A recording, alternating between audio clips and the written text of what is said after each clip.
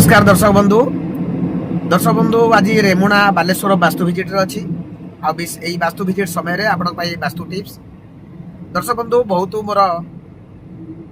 Subscriber हूँ followers बंधु मैंने मत फोन कर पचारते आम सार आम घर जो नासना पानी घर से रोसे घर पानी हो घर अन्य जो पानी हो आम जो धुआधुई कर हाथगुण कर जितक आपंकर पानीटा आम से पानी आम कौ दिग को माने आम निष्कासित कले आम घर पर शुभ रही। दर्शक बंधु गोटे कथा मन रखु आपन को मुझे देखुची माने केते पॉइंट कथा कहूँ विशेष करके आप ब्रह्मस्थान ठिया देखिए जे आपनकर जोटा देखब ESE तामाने ईस्ट साउथ ईस्ट आपनकर 90 डिग्री पर 135 डिग्री मझे जो अंश रही आपड़ से अंश देकी आपण पानी निष्कासित करें पूर्व पट को आउ गोटे अंश आपनकर रहा SSE साउथ साउथ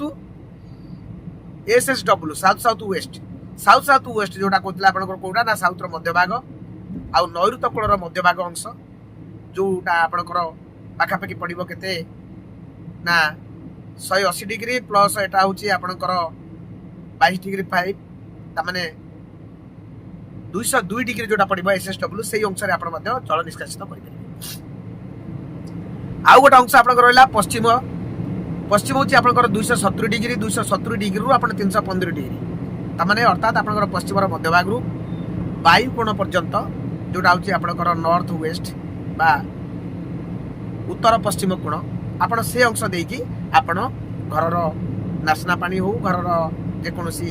जो गाधुआ घर पानी हो आप जेकोसी पानी हो जोटा आप बाहर को निष्कासित करने चाहते आप यही 3 अंश दे गति करेंगे। गोटे हूँ आपंकर कौटी ना ESE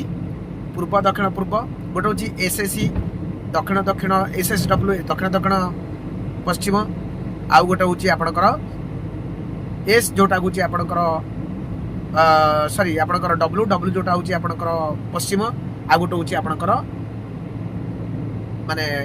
NW north north west आपण से अंश देकी गति करेंगे। आपण केबे भी उत्तर ईशान्य कोण ये सब अंश देकी आपण केबे अग्निकोण बा अग्निकोणर दक्षिण मध्य भाग भीतर किना आपण घर नासना पानी के आपण केबे भी निष्कासित करेंगे। जय जगन्नाथ।